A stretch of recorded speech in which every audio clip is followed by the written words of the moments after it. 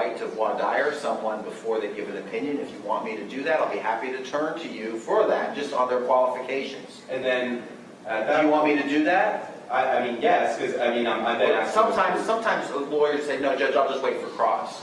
Because if I ask the court to make a determination whether this person's an expert, I'm assuming the court is going to say that is a determination for the jury. I know, there's case law, I can't do that. It's me commenting on the evidence. Right, so I mean, qualifying somebody as an expert is almost like a legal fiction.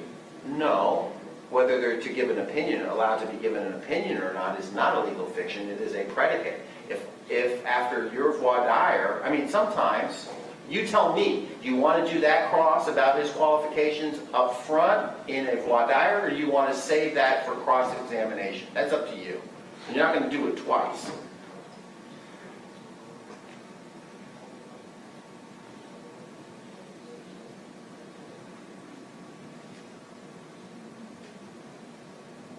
Before the court calls the jury, may I advise my witness? About what? The court's ruling. I told him that this was going to be an issue of whether or not he's going to be allowed to testify in his opinion, so he doesn't know if he's allowed or not. So I need like 2 seconds to tell Yeah, him. we'll do that. No. All right. All right. I'll blood hear him.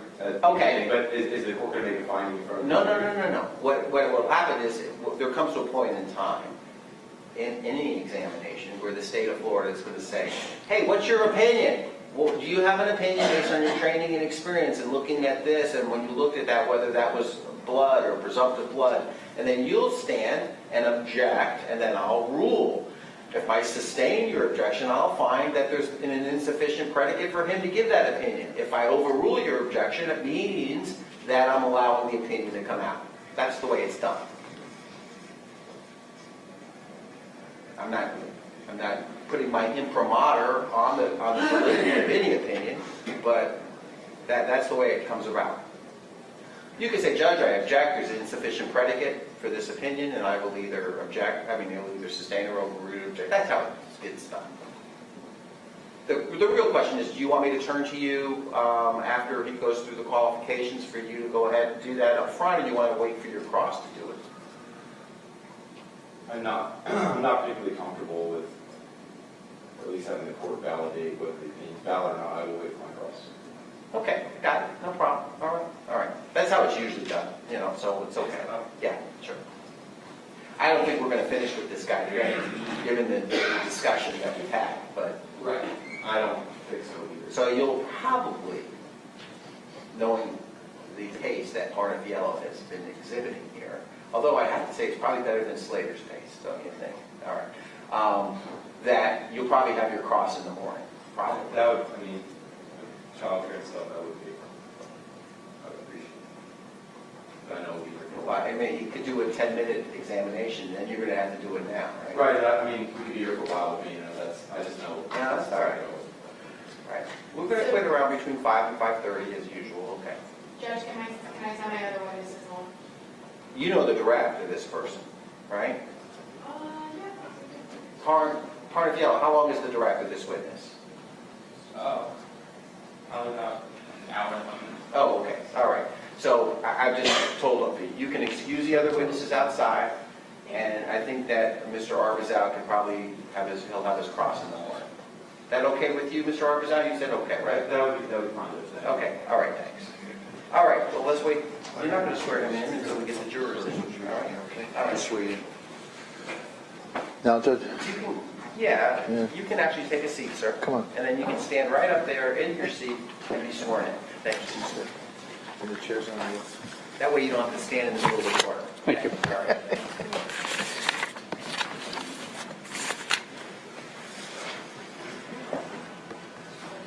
You have a seat. Have a seat. Thanks.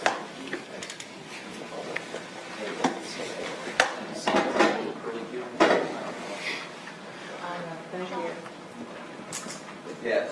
I was just thinking, are they going to mark the hand truck today? Yes. Yes. Yes. Sorry. Otherwise, I got to regret. I'll figure it out. Maybe if you call me John. I answer Oh, my name. Oh, It's okay. okay. That's okay. That's my I thought name. you guys were both. I go by John. I go by John everywhere in my life except for the few moments that I'm sitting in this court. Huh.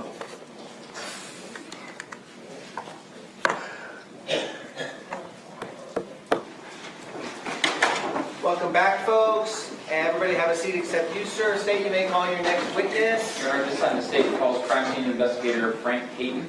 All right, Mr. Katen, you'll be sworn in by your deputy clerk. Do you swear or affirm that the evidence you're about to give will be the truth, the whole truth, and nothing but the truth? Yes, I do. And good afternoon to you, sir. Good afternoon, Your Honor. If you could, in a loud, clear voice, excuse me, that microphone's adjustable, including the bass, so you feel comfortable there. There you go. Introduce yourself to the ladies and gentlemen of our jury and spell your last name for our court reporter. My name is Frank Katen, K-A-T-E-N. I'm the crime scene supervisor with the Boca Raton Police Department, and my ID number is Alpha 385. Thank you. Mr. Parnafiello, you may proceed. Mr. Katen, how long have you worked for the Boca Raton Police Department? Since October of 2001. And so for the past 18 years, you've been with the Boca Raton Police Department? Yes, I have. Do you have any prior law enforcement experience? Yes, I do. What is that? I did a little over 20 years with the NYPD as both a police officer and a detective within the 13 years in the crime scene unit there. And what does it mean to be a detective in the crime scene unit? Basically, our duties would include responding to scenes of crime, recording the crime scenes, utilizing notes, photography, and sketches, identifying and collecting physical evidence for testing, and writing reports and testifying in court about it. So in New York, is it a combination of a crime scene investigator as well as a detective? In New York, all the crime scene investigators are sworn officers. We're down here in Florida, at least the department I'm with now, it's a civilian position. Okay. Once you left New York and came to the Boca Raton Police Department, what was your initial assignment? I was a crime scene technician prior to being promoted to crime scene supervisor, And when did you become the crime scene supervisor? approximately 4 years ago. How many crime scene investigators do you supervise? Currently, we have 4 crime scene technicians in my unit, and 2 latent print examiners, and 1 digital evidence recovery technician. In addition to being a supervisor, are you also a working crime scene investigator? At times, yes. Tell the members of the jury what your training or what your education is to be a crime scene investigator. Well, upon being assigned to the crime scene unit in New York City, they would send investigators out. I have a list of over 75 classes that I've attended, but pertinent to this case, I've attended the Nikon law enforcement photography class, the FBI's basic photography, their surveillance photography, their crime scene photography class, as well as their evidence response team, crime scene management and photography class. With the advent of digital, I've gone through the FBI's digital imaging of evidence photography class. Latent fingerprints, I've gone through the basic and advanced New York City Police Department's latent print classes, as well as the basic and advanced in the FBI's. Some chemical processing classes given by some of the forensic supply companies. DNA, I've gone through blood spatter classes with the New York City Medical Examiner's Office. I've gone through their basic and specialized forensic investigation classes. I could read because I can't remember them all. Do you have any specific knowledge of a product by the name of Blue Star? Yes. And how do you have the knowledge of the product called Blue Star? Well, in our crime scene reconstruction classes, basically in the medical examiner's classes for the blood spatter class, we would utilize different types of chemicals to detect the presence of blood. Luminol, Blue Star, phenolphthalein, a couple of other chemicals that I may have used in New York but no longer down here. Is Blue Star one of those chemicals that you use to determine the potential presence of blood? Yes. What is your training, I guess, specific with those items? Do you have a class for it, or how does that work? Not for it in itself, but it was always included in any blood spatter class, a lot of your evidence photography classes, and the ME's basic and specialized forensic investigation class. How long have you been attending trainings where the use or the proper use of Blue Star, luminol, or any of those other reagents have been a topic of discussion? since approximately 1988. 1988? So going back to New York. Yes. Now, is that specific to Blue Star, or is that specific to any of these? Well, it started with the luminol and phenolphthalein and those types of tests. Blue Star is a more recent chemical similar to luminol. Luminol is a part of it. It's just a one-step process as opposed to the older two-step process. Can you explain to the members of the jury what that means? What was the old process with luminol? Well, you would have two different chemicals. You'd have your luminol, and then you'd have hydrogen peroxide. You'd spray one, then you'd spray the hydrogen peroxide for your reaction. Blue Star is a mix where you just apply the Blue Star itself, and it will react with blood. And when you say react, what are you trained to observe for when you spray Blue Star on a surface that you are trying to determine has contact with blood? There's a very distinct colored chemiluminescence, chemical luminescence. What type of pattern do you look for when you apply it to a surface where you believe it has contacted blood? Well, there's different things. You can actually see transfer patterns. You can see swipings that have been cleaned up, a cleansing area, as well as blood that hasn't been cleaned or has escaped into the crevices of things like floor tiles, grout, edges of walls, things like that. Now, can you explain to the jury what the difference is between blood that is patent and blood that is latent? Well, patent basically just means we can see it. If I see blood that needs to be tested, I'd probably aim more towards phenolphthalein, where if I'm looking at either a larger area where there's no visible blood, but we think that there may have been, we'll spray the Blue Star to show if indeed blood was present at one point. Is Blue Star a presumptive test, or is it a confirmatory test? It's a presumptive test. How do you, as a crime scene investigator, utilize the tool of Blue Star? Well, there's the preparation of it, certain amount of water per tablet. We usually, myself, mix 4 ounces to 1 tablet of each of the compounds in Blue Star. Gives you a working amount for a small room. Basically, it would be put in a spray bottle that they actually sell with the kits. It's got an adjustable nozzle. We'll try to adjust the nozzle to as fine a mist as we can get. You need to set up, prior to doing it, your camera, because basically you're going to be taking pictures with low light, so you got to be ready. Normally what I'll do is photograph the area I'm going to process under regular light so you can see where the area is, and then we will darken the room, spray the chemical, and record any reaction that you might come across. And so that's the preparation for the Blue The Star. preparation would basically be mixing the chemicals. How is it? The application would be the spraying in the spray bottle. The documentation would be the photographing with a long exposure photograph, usually around 30 seconds. And there's also the interpretation of the results that you get. And I apologize, it's a bad question for me. I guess, how is the Blue Star utilized when you're processing a crime scene? Spraying on areas that you're attempting to find out if their blood was present there at one point. Approximately how many times have you utilized Blue Star specific to a crime scene? Blue Star and luminol, probably between 20 and 30 times the crime scenes themselves. What about Phenolphthalein, a lot more. phenolphthalein more? Yeah. Approximately how many times, including training and education materials, would you say you've utilized Blue Star and luminol? I would probably add another, in training, maybe 10 on top of that. What sort of reaction are you looking for when you apply Blue Star to an area that you believe may have had latent blood? Well, what I would expect to see is a bright blue chemiluminescence that kind of lasts for 20, 30 seconds. We can also reapply and get that result again. There are some things that will luminesce that is not blood. Let me stop you right there. So, specific to blood, what is the reaction that you're trained to look for? The brightness, the color, and the duration. Now, will Blue Star and luminol react to substances that are not blood? Some substances it will.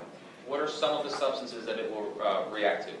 Well, there's certain types of metals and other chemicals, cobalt, certain fruits and vegetables,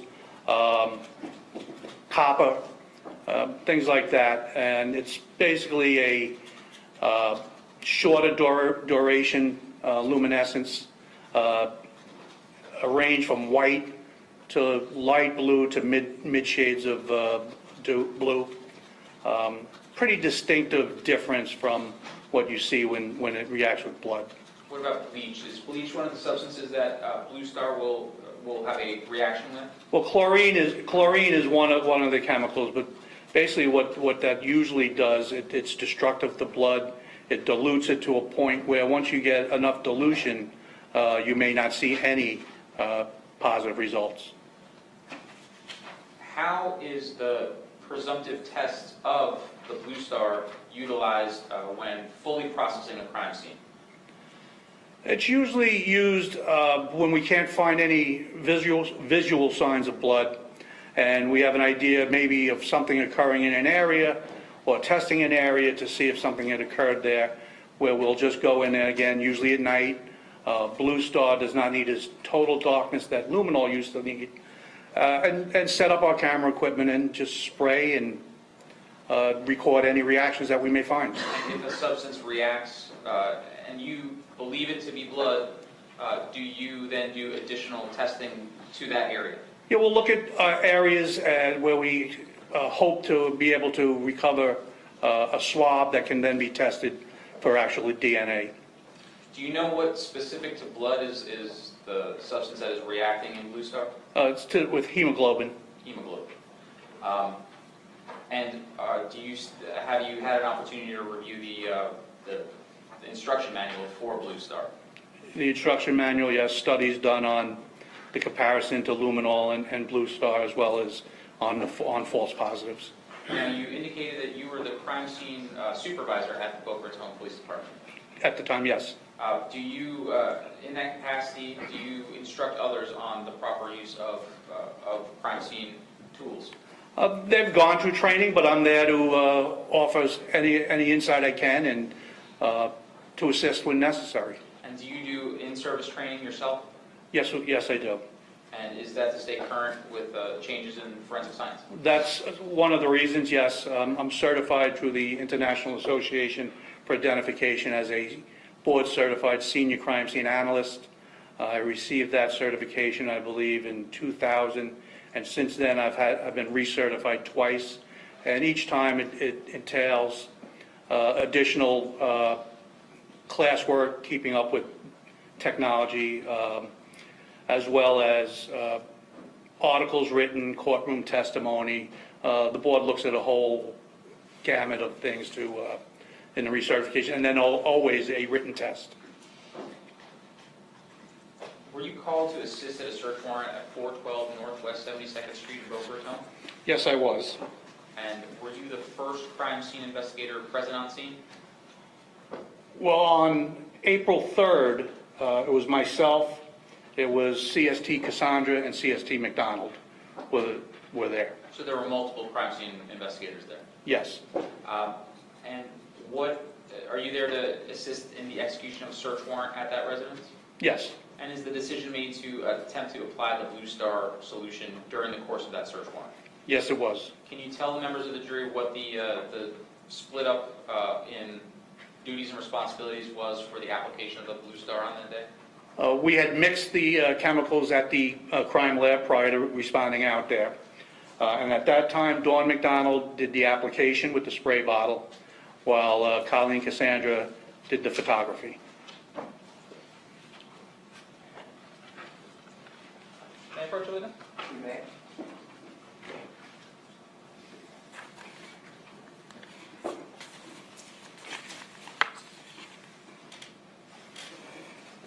Investigator, I'm showing you what is in evidence as States Exhibit 38A through EE.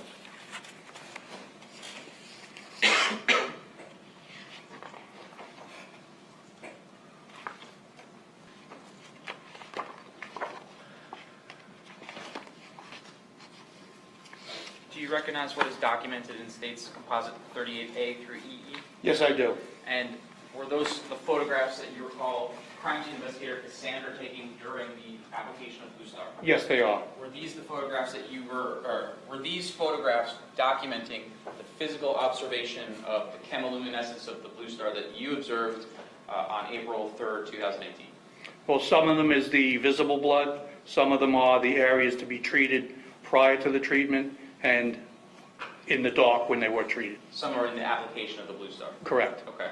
And are these the ones that you observed the kinetics of the reaction of the chemiluminescence and formed an opinion as to whether or not you were observing what was consistent with the reaction of blood? There's your proper opinion. All right, I'm going to overrule the objection. Can you answer the question? The photographs, some of them do show the reaction, yes. Okay. Did the photographs document the action that you were talking about of the luminescence itself, or did they just document the end luminescence? Well, they're actually, All right, break it down. That's what Mr. Martindale has to say. You told us that that you're looking for a certain way that a substance luminesces. Are we able to see the way that a substance luminesces on the still photographs? yes, but what you can't see is the duration of the luminescence. Okay. And are you there physically present to observe that? Yes. And is that one of the things that factors into what your opinion is? Yes, it is. May I publish States 38A through EE using the computer? Yes. Investigator Katen. Could you turn the lights down, please? That'd be what I'm saying. Switch to over, turns off the camera. Let's see if this works. Investigator Katen showing you 38A. Can you tell the members of the jury what we're seeing in 38A? This is an area of the tiled floor in the garage. Right down the center, you can see some of that luminescence. In this photograph, this is one method of doing it where we'll take the picture in the dark, and then right before the 30 seconds is over, we'll flash the flash of the camera away from the scene, just to get a little light into the area so that you can actually see what area that is. May I approach the witness and provide him with the latest one? May.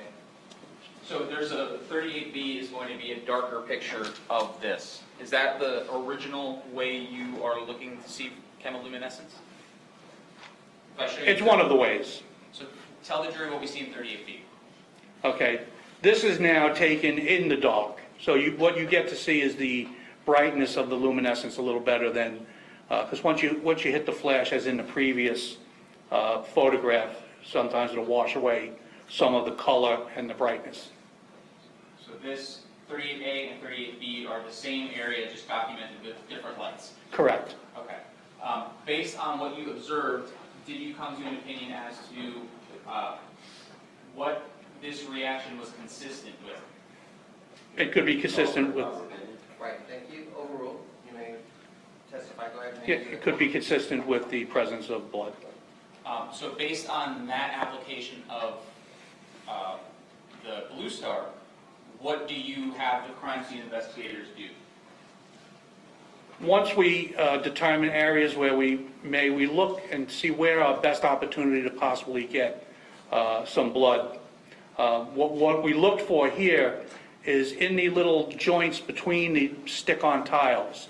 I believe we'll be coming up to the picture where it's very prominent. And what we'll do is we'll peel up the tiles on the ends, rip them up, and attempt to swab that area there in hopes that whatever cleaning on the surface didn't get as deep as the cracks in between the tile. Showing you 38C, can you tell the members of the jury what we're seeing here? This is now looking the other way. Instead of looking towards the entrance to the house, we're now looking towards the garage door, but that same aisle in the garage. So, Basically, the garage had a storage unit in the middle that separated it into two aisles. so is in 38A we have one view of the garage, and then 38C is... And just turning around 180 degrees and photographing the other way. Was the Blue Star applied in this area of the garage as well? Yes. And showing you 38D, What do we see in 38B? Okay, 38B, now you see the chemiluminescence, but you also see this area here, that's actually the joint tile. Would it help And- if I show you 38C again? Well, it's tough to see where the tile in that gray area there, but with the luminescence, you can actually see the outline, the square of the tile. Based on your personal observation of the application of the Blue Star at this point, did you form an opinion as to the what the Blue Star was indicating? Thank you, overruled. Presumptively, yes. And that's the area that we actually peeled up and swabbed for further testing. So it indicated to you a presumptive positive for blood? Correct. Moving on, in 38E, what part of the garage is this? This is against that storage unit. There was a inflatable kayak on the floor, and it's basically in that same aisle that we were spraying in the previous pictures. And do you also still have the Blue Star applied in this area? Yes. In 38F, were you able to see live or on 38F a Blue Star reaction in this area? No. And then you indicated that some of the other pictures in 38 are documenting different areas of the garage. Different areas where there was possible stains, debris on the floor, rust. Showing you 38N, was this an area that you focused and documented on during your processing of the garage? Yes, this area here, there were some items that actually had visible signs of what apparently looked like blood and was tested with phenolphthalein and collected.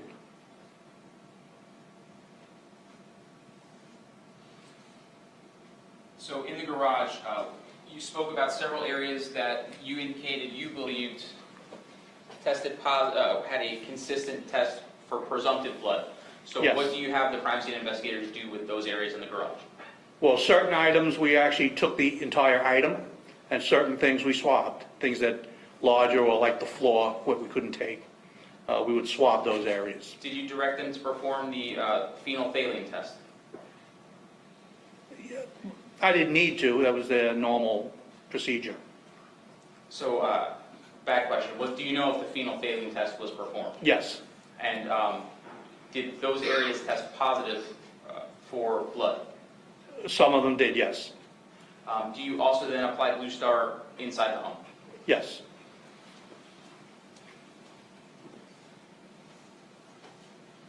Can you tell the members of the jury where this part of the home is with relation to the garage? This is an area that leads from the from the garage that leads into the house to this little walkway which is between the family room and the kitchen.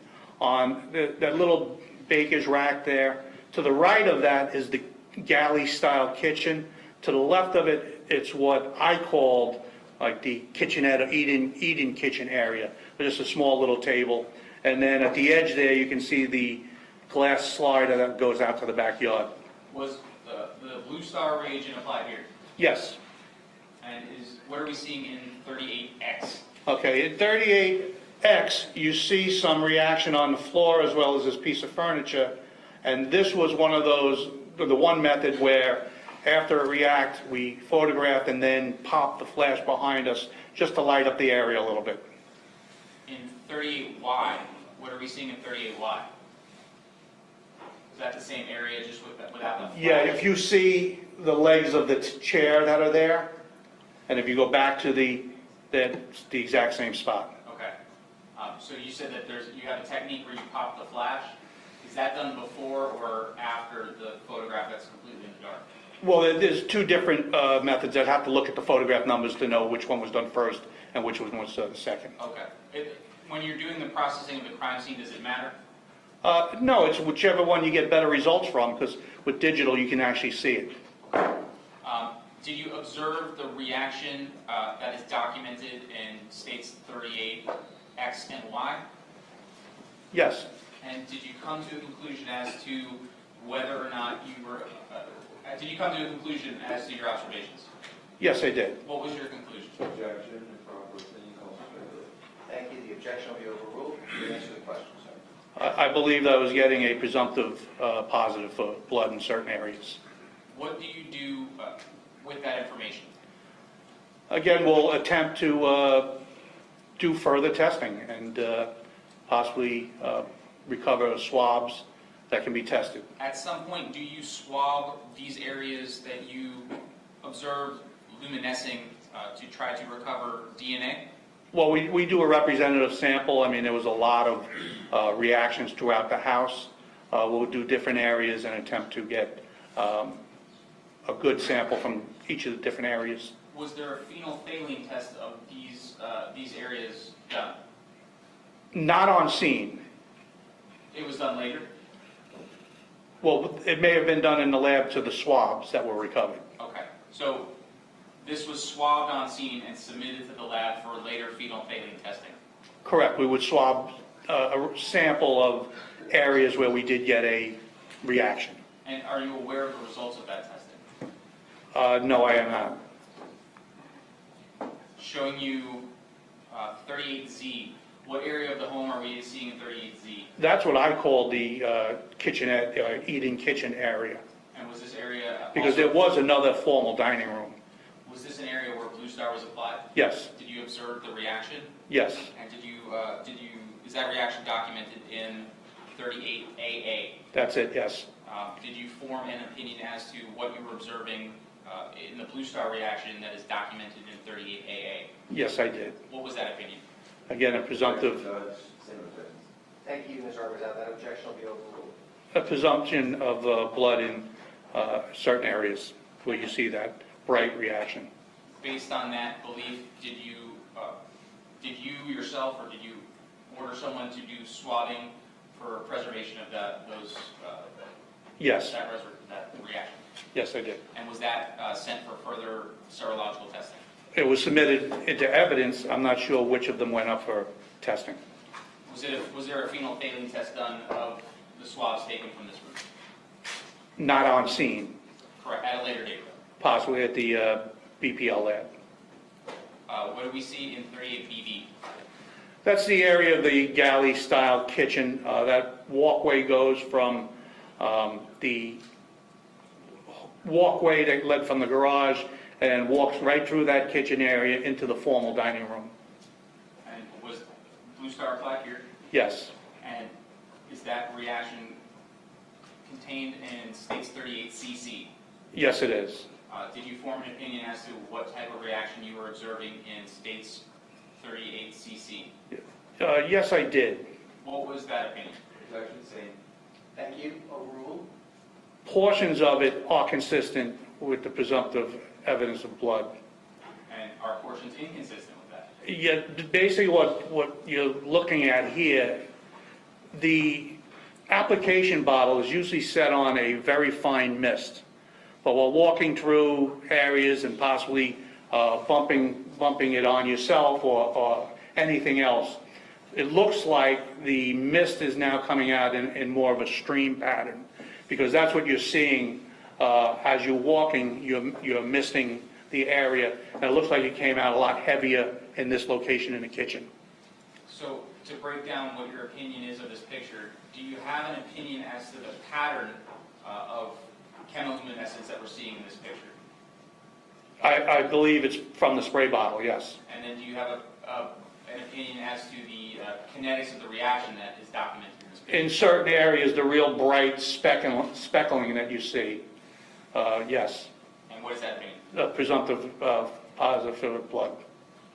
And then in 38DD, what are we seeing in 38DD? This is the, I believe, the guest room tub. Was there Blue Star applied in this area? Yes, there was. And is that documented in 38EE? That's just another view of it.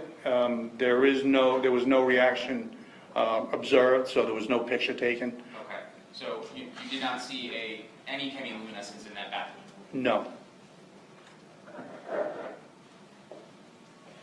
Did you collect any evidence from that search warrant on that night? Myself, no. other CSIs that you directed Yes, doing that? yes. Do you leave, what time do you leave the house at approximately? That evening, at 20 to 2 in the morning. Okay. And do you go home or do you go to another location? Now, I went back to my office. We brought our equipment back, our evidence at the time back, secured that. My 2 crime scene techs were sent home. I actually stayed. I'm sorry. Are you, you don't make it home that night, do you get dispatched to another location in the city of Boca Raton? Yes, I did. Where do you get dispatched and approximately what time? At 6:14, according to dispatch, I was sent to 701 Park of Commerce Boulevard in Boca Raton. And can you describe to the members of the jury what type of area that is in Boca Raton? That's a office complex type area. There was a building, an office building there, and pretty much empty parking lot, although there was a camper there and some police vehicles. And in the one corner of the parking lot was a fenced-in dumpster area, and with a dumpster. May I approach the witness? May. Sir, I'm showing you it was marked for identification purposes. It states deposited 48 through K. Does 48 through K fairly and accurately depict the portion of your work in this case that you're about to testify to next? Yes, it does. Judge, at this time I'd move 48 through K into evidence. Ms. Harvey's out 48 through K photographs. No good. All right, those photographs will be admitted to the next day exhibit without objection. May I publish, Your Honor? You may. Publishing brief 40A.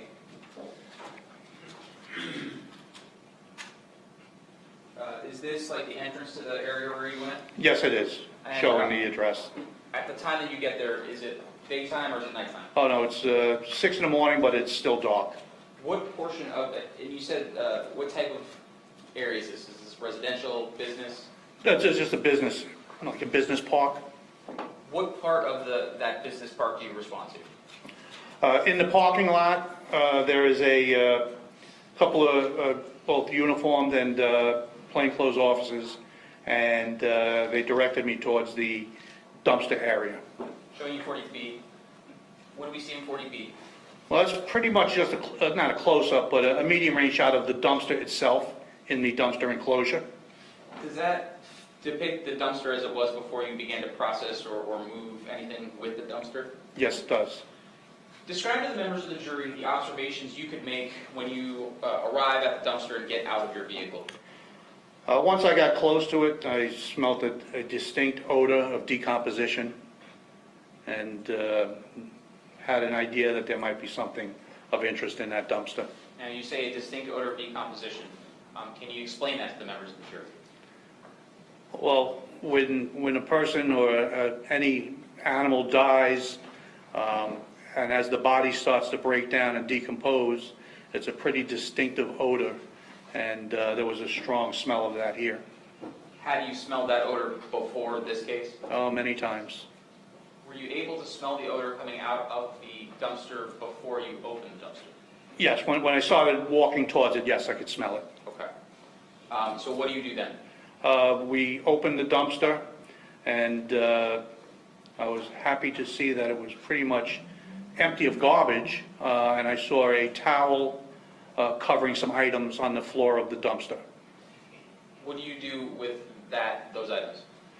We eventually take them out of the dumpster and place them on the front of the ground to document them. I took some pictures in the dumpster showing the way they were, and they were actually covered with a beach towel or a big bath towel. Showing you 40C. Can you tell the members of the jury what we're seeing in 40C? Okay, that's just going from either the left or the right side of the dumpster, and that's how we found the items that are in there. Underneath that beach towel is a suitcase, a plastic 1-gallon gas can, and you can't see it here, but there's also a white plastic bag with clothing. And is this a removable wall of the dumpster? Yes. It's laying on the floor, and that's one of the walls. I believe that's the right side. So you indicated that you removed those items and then sort of spread them out? We just took them out of the dumpster so we could see what they were and document them. Showing you 40B. Can you tell the members of the jury what we're seeing in 40B? Okay, that shows the bag of which contained clothing, sneakers, and the other is the gas can which had some type of a partially burnt sock or rag in the handle of the gas can. And then 40E? It's the same gas can along with a portion of the towel. 40F. What do we see in 40F? 40F is the, what I later discovered, one of two suitcases. There was actually some weight to this suitcase. It was crawling with maggots and smelled heavily of decomposition. And once I felt the weight of it, I wasn't sure what was inside. Upon opening it, I discovered a second suitcase. Showing you 40G. Can you tell the members of the jury what we see in 40G? Okay, that's the outer one is a black, they were both the same brand, a black suitcase, and inside was more of an olive green, smaller suitcase contained in it.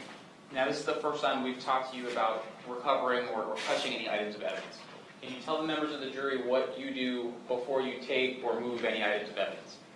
We document them with photographs and don personal protective equipment so that we don't contaminate the evidence ourselves with any of our own DNA, things like that. So you put gloves on before you touch anything? Yes. So you said that there was that green suitcase inside the larger suitcase. What do you do then? I believe I then took that one out also and opened it. And what do we see in 40H? That's the interior of the black one, the black suitcase. And down the seam right in the middle, there's like a white area. That is just hundreds of maggots. If you have to direct the jury's attention, can you use the laser pointer? Sure. I mean, they're in this area here. They're actually all around the edges and down the center seam there. Showing you 40I. Is it more visible in 40I? Well, you also see them all on the top section. I mean, both suitcases and along the edges crawling up the walls. They were filled with them. 40J. What do we see in 40J? This is just a view of showing all of the items that were initially taken out of the dumpster. And then, do you document everything before it's collected during the daytime? It's further documented back at the police lab, yes. Showing you 40K. Is that the Okay, daytime and then document? well, no, this is now, it's dawn, it's getting brighter as we're there again. I'm there initially at 6:14 and I leave at 9:35. So during that time, the sun came up. And we had the day shift crime scene people come out to do some processing on the dumpster and to package and transport those items there back to the lab. Okay. Do you do anything else with that dumpster area then, or do you turn it over to the other crime scene investigators? It was turned over to one crime scene technician, La Vista, to process the dumpster for fingerprints, and CST Greco took possession of these items and along with one of our officers transported them back in an open pickup truck because of the smell and the maggots crawling out of it. Do you go back to Skip Scandirito's house to do some additional processing? At another date, yes. Okay. Tell us about that. When do you go back to Mr. Scandirito's house to do additional processing? On the 5th of April at approximately 8:45, myself, along with my latent fingerprint examiner, Amy Flagler, responded. At the scene was... Yes. Sir? Yes. You can certainly refer to any of your reports to refresh your recollection, just don't read from them, okay? I wasn't, I was actually looking for the names of the detectives that were there, Okay. who at the time, Detective Hanley, Detective Olgeson, Sergeant Stepp, and Lieutenant Gio, So you go back to Mr. Scandirito's house to do some additional processing? to collect some evidence, yes, and to do some more processing. Did you collect a roll of tape? I collected several rolls of tape, one roll of gray duct tape, and then there was a bin on the storage cabinet with multiple rolls of different color tapes, and I took them all. May I approach the witness? Showing you is marked for identification purposes as State's Exhibit number 29. Do you recognize State's Exhibit number 29? Yes, I do. And what is State's 29? This is the packaging that contains the roll of gray duct tape from the garage that I recovered at 9:18 hours. It's got my name, my ID number, the case number, and my signatures. Sorry, that is not mine.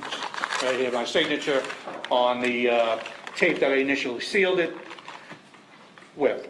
Does it appear to be in the same or a substantially similar condition as it was when you collected it on April 5th? It's similar. It looks like somebody else had opened it because there's another piece of tape with somebody else's signature, which is the normal procedure when it's looked at for further testing. Judge, I move State's 29 into evidence at this time. What's the number, sir? 29? All right, Mr. Rapposado? No objection. All right, 29 will be admitted without objection. Do you, you said that that comes from the garage. Do you also take other items of evidence out of that garage? Yes. Tell us about the processing that you did in the garage. In the garage, we were just pretty much recovering physical pieces of evidence, one of which turned out to be a red hand truck. And on that red hand truck, there was a quantity of blood that was drying within the wheels area. Closer examination showed other areas that may have had blood on the handle too. Any further witness? May. Investigator, I'm first showing you State's Exhibit number 46. Do you recognize State's Exhibit number 46? Yes, I do. How do you recognize State's Exhibit number 46? Again, my handwriting, the case number, my name, my ID number, description of the evidence, which was dried blood that I actually physically removed with tweezers from the wheel of the hand truck. Does that appear to be in the same or a substantially similar condition as it was when you recovered it? Yes, with the same, it was opened for testing by Crystal Conway Rogers to take a look at the evidence to test it for blood. Judge, I've moved State's 46 into evidence. Counsel? No objection. All right, it'll be received. 46 is received. As the next stage, And I'm admitted without objection. Investigator, I'm showing you what is marked as State's Exhibit number 44. Do you recognize State's Exhibit number 44? Yes, I do. How do you recognize State's 44? Again, my handwriting, my signed signature on the seals and the description of what it is and basically containing the red hand truck. Does that appear to be in the same or substantially similar condition as it was when you recovered it during your processing of that scene? Yes, it does. Subject to having been opened for further testing? True, yes. Judge, at this time I move State's 44 into evidence. Counsel? No objection. It looks like- Sorry, I can't hear you. No objection. It looks like an answer. All right, 44 be admitted without objection to the next stage exhibit. Any further witness? May. Showing you State's 45. Do you recognize State's 45? Yes, I do. And what is State's 45? This is a bag containing a box of hefty garbage bags that were recovered from the garage at 9:43 hours And on the 5th. does this appear to be in the same or substantially similar condition as it was when you recovered them? Yes, it is, again, with the exception of the second seal after being opened for testing. Judge, I move State's 45 into evidence at this time. 45? Yes, sir. No objection. All right, they will be received without objection.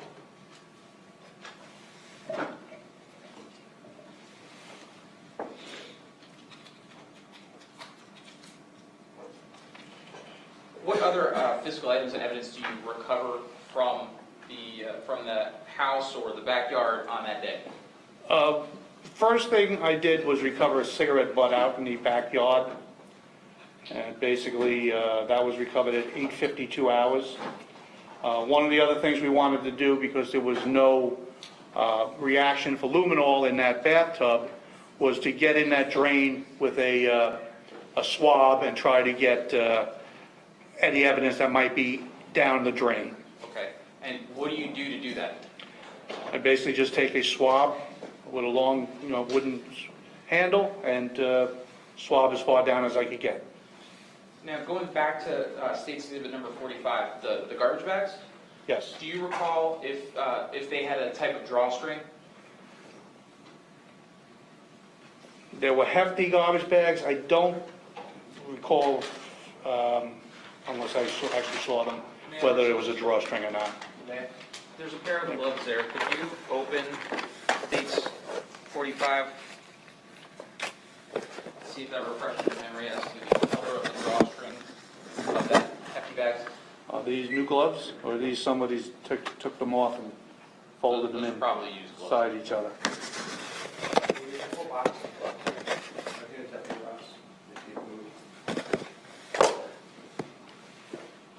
Thank you. Only because that's how I discard my gloves too, one inside the other.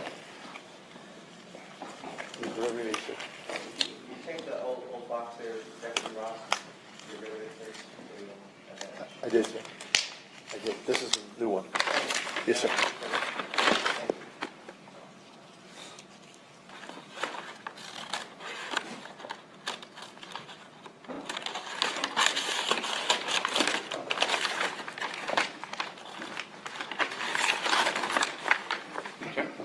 What kind of drawstrings did those bags have? It looks like a blue plastic drawstring. Hefty value drawstring bag. And you indicated you recovered a cigarette or a cigarette butt? A cigarette butt.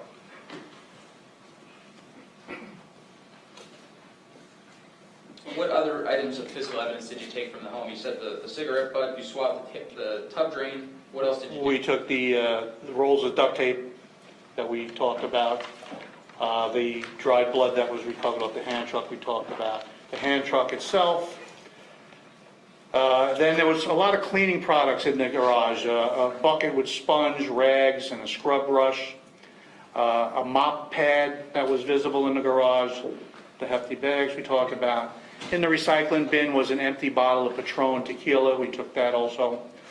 And then from one of the closets in the bedroom, we recovered a hairbrush, and the only other thing listed was the swab I recovered on the handle of the hand truck.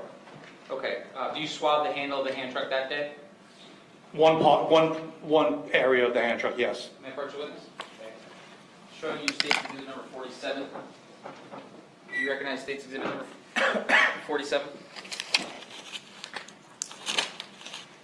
Yes, I do. And what does it contain in State's 47?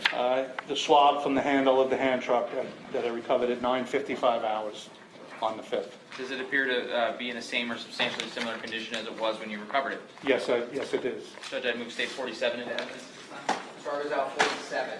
No, we quit. All right, that'll be received as the next state exhibit.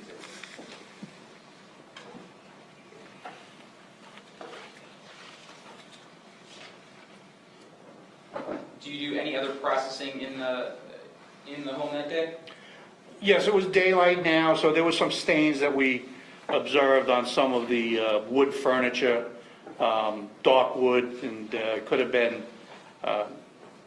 blood, could have been something else. So we tested with phenolphthalein with negative results. So possibly coffee or some type of food product on the chairs.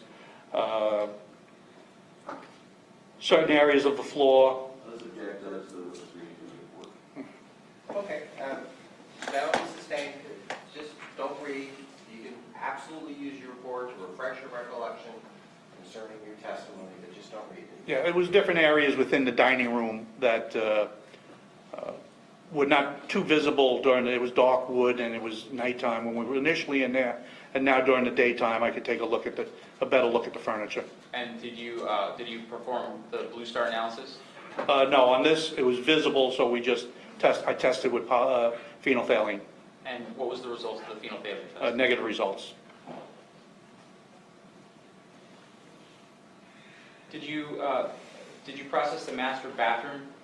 That was processed with Blue Star, Okay. And the shower area. Tell us about that. We were just looking for, again, if there was any presence of blood in there, just like the tub in the other bathroom, and again, this was met with negative results. After that, do you leave the residence? Yes, Is your next activity in the case processing the Prius? yes. Tell us about processing the Prius. Well, on the Prius, we were just looking to, at this time, again, use Blue Star and attempt to see if there was any evidence of blood being in it. And this is on April 12th? That one was on April 12th, yes. Did you find anything that luminesced in the Prius? No. Did you process the suitcases that were recovered from that dumpster on the 18th of April? I swabbed handles as well as cut out a piece of the liner inside the suitcase for testing. May I approach the witness? You may.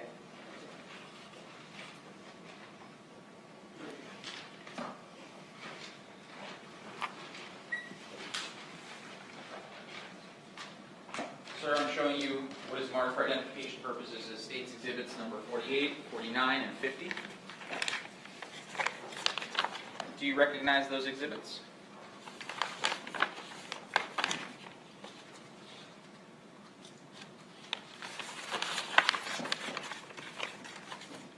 Yes, I do. And first with State's 48, what is State's 48?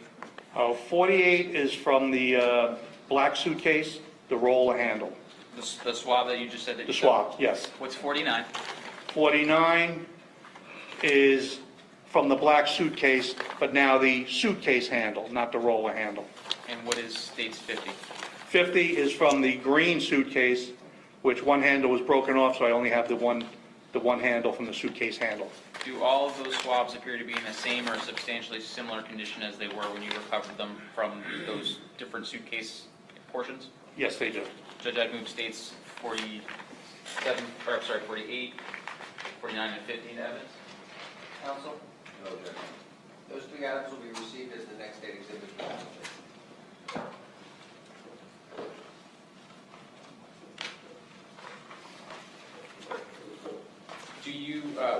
Do you do additional swabbing of the hand truck? At a later date, yes.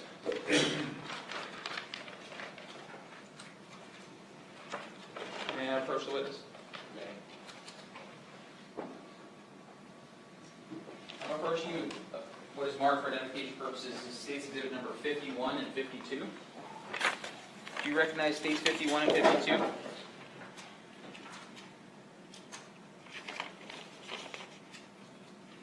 Yes, I do. What are contained in States, or what is in States 51? These are swabs from the hand truck of possible visible blood.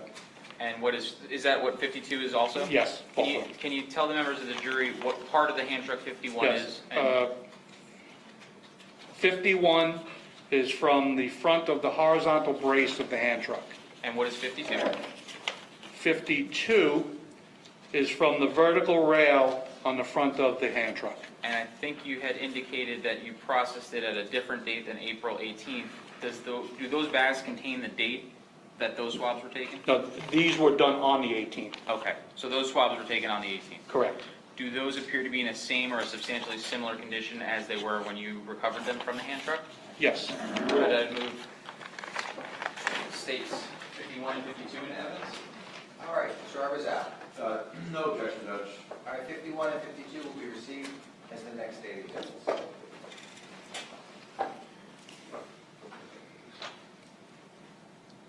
What other processing do you do of the, let me start first with the suitcases.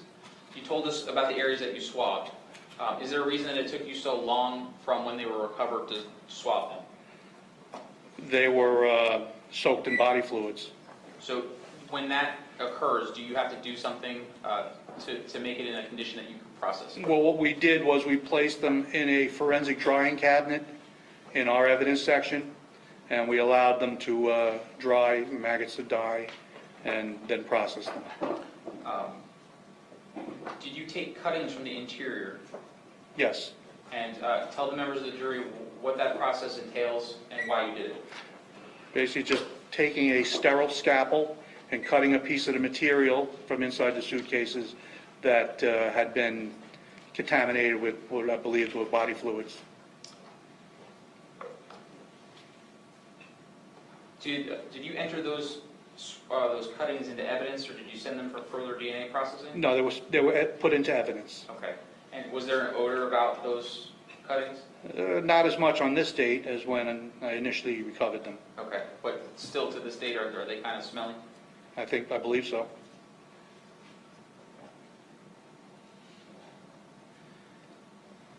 So that's the additional processing that you did with the suitcases. What about the hand truck? You told us about the swabbing that you did. Did you do any other type of attentive process? Well, I was asked to photograph the visible stickers that were on the hand truck. And did you also try to fume the hand truck for prints? Yes, it was after that. It was placed in a cyanoacrylate fuming chamber, which basically heats up super glue, cyanoacrylate, in an attempt to get fingerprints. And was that attempt successful? No, it was not. Does that mean that no one touched the hand truck? No. What does it mean? Lay a predicate for that opinion. Thank you. Does a person, are you trained in the processing of an item for latent and patent fingerprints? Yes, I am. And what are the different methods that you can employ to develop latent fingerprints specifically? On this type of surface, on the hand truck, you could utilize powders, black and white fingerprint powder, fluorescent powder, or cyanoacrylate. We like using cyanoacrylate on a piece of evidence because it actually then forms a hard crust and makes a permanent fingerprint where powder can be wiped off. Excuse me. Does a person always leave a fingerprint when they touch an item? The way an item was touched, if something's covering somebody's hand, if there's been motion and rubbing against it, are all different things that can affect whether a fingerprint remains on a surface or not. So if there is no fingerprint on a surface, does that mean a person did not touch that surface? No. Do you, at a later time, document the Ford escape? Yes, I did. Tell us about what you did with the Ford escape. Similar to what we had done in the Prius, I was with Dawn McDonald in this time where we sprayed the luminol in different areas of the vehicle and recorded any type of reaction that we saw. May I approach the witness? May.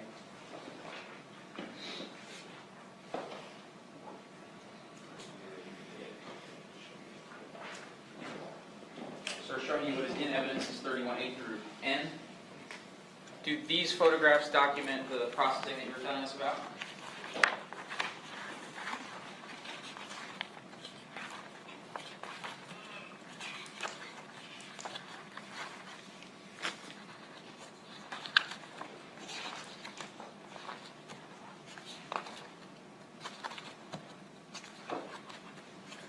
Yes. And were you performing the same sort of interpretation role that you did of the Blue Star when you processed Mr. Scandirito's residence? I was looking to, yes. Okay. Tell the members of the jury about the processing, the Blue Star processing of the Ford Escape and what you observed. Well, in the back of the vehicle, we did see one or two specks that did chemiluminesce. And when we started pulling away the carpeting and the plastic over the edge of the trunk lid, the luminol had run down and was in a well there. So there was some fluorescent there, but not the type that I would expect to find with direct contact with blood. May I publish, Your Honor? May. showing you A. Right. Is that one of the areas that was processed for Blue Star? Yes, And showing you B? Does that depict the Blue Star reaction? yes, it does. Did you come to an opinion as to whether or not that, what the result of that Blue Star analysis was? Again, the color and the intensity were good, but it more looked like just pooling in the channels of that edge of the trunk. So would you say that that would have been, is your opinion that that was consistent with presumptive blood or consistent with a false reaction? Objection, improper opinion. Overruled, you want to answer that question, sir? On this one here could be either, I couldn't tell. Showing you 38C, is this another area that was processed? Yes, that's basically now the plastic piece. The rubber stripping that was visible in the previous picture has been pulled away. Sorry, I misspoke, that's 31, this is all in Exhibit 31. So that was 31C, this is 31D. There's again an area of pooling, more indicative of the pooling of the luminol on that, in that channel. 31E? Which area was That's the same picture, but prior to the application. And in 31F, is that the luminol reaction? Yes, or lack thereof. One little dot. Showing 31G. What do we see in 31G? That's just the hatchback after it's been lifted off. And basically, that when that is shut, that's actually lying on that area that we just looked at. In 31I, is this a photograph depicting the after the application of the Blue Star and what luminescence, if any, you observed? Yes. What was your opinion as to that photograph? Overruled. That we wanted to send in for further testing. And was that done? It was packaged and submitted to evidence. Showing 31J. Is this another area that the Blue Star was utilized? Let me get my orientation here. Yes, And then in 31K, is this the result? yes. Did you come to an opinion as to that result? That was difficult. It was just one speck on the carpeting, so it was difficult to say whether or not that was a false positive or a... And then 31L, was this another area that the Blue Star was utilized? Yes, And in 31M, was that the result of the Blue Star? yes. And did you come to an opinion as to the result of that application? I didn't see anything in that area. And were you present when the phenolphthalein test was utilized on the areas of that vehicle that luminesced? On that date, yes, And what was the results of the phenolphthalein test of all of those areas? negative. There was other areas that were tested there. That last picture showed the seat cover taken off the back seat, and there were reddish stains, but it looked more like rust, and that was what the phenolphthalein was used on. It was negative. And are you talking about 31N? Yes, So the phenolphthalein was negative in the escape. Is that correct? yes.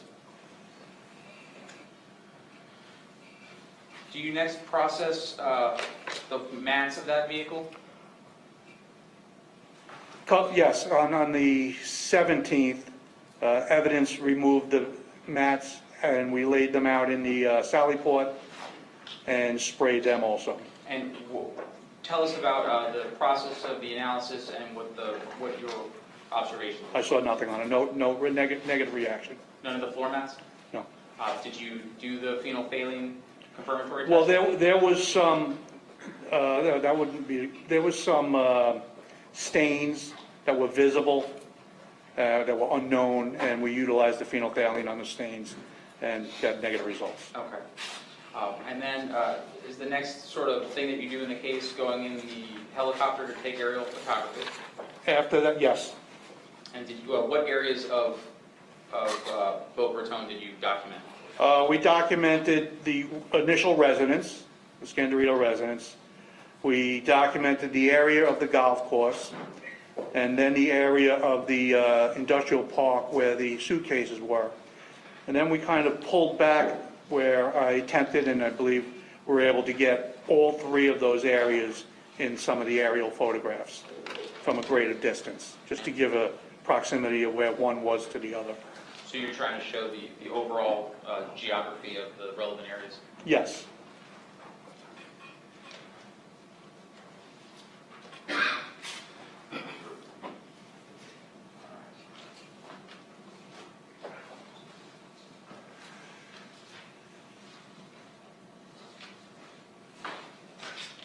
further witness?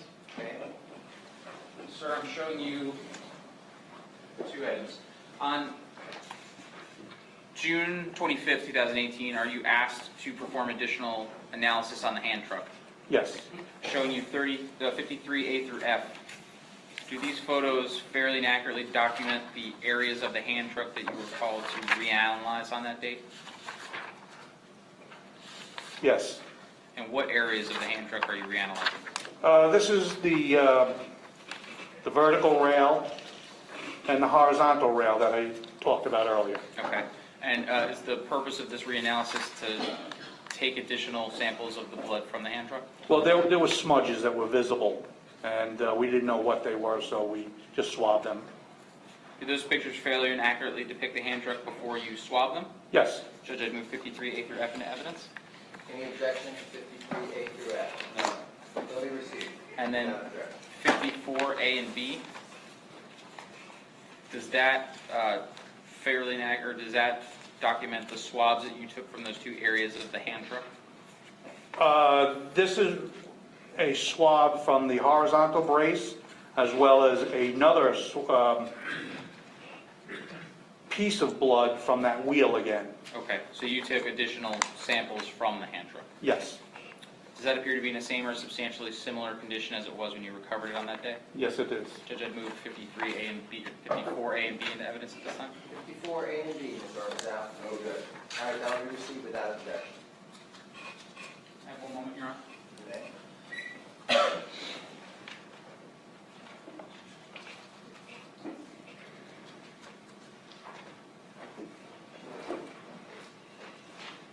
I have no further questions. All right, let me see the attorneys up here at the bench briefly. Tomorrow, we're going to recess for the evening. We'll have the cross-examination of Mr. Katen in the morning. Please remember tonight not to talk about the case when anybody talks to you about the case. No internet research about the case. Let's get together at 9:15 tomorrow morning, ready to go at 9:15. And we'll pick up the threads where we left off today. Leave your pads on your chairs. Have a safe trip home. We'll see you at 9:15. Thank you. Lights, Judge?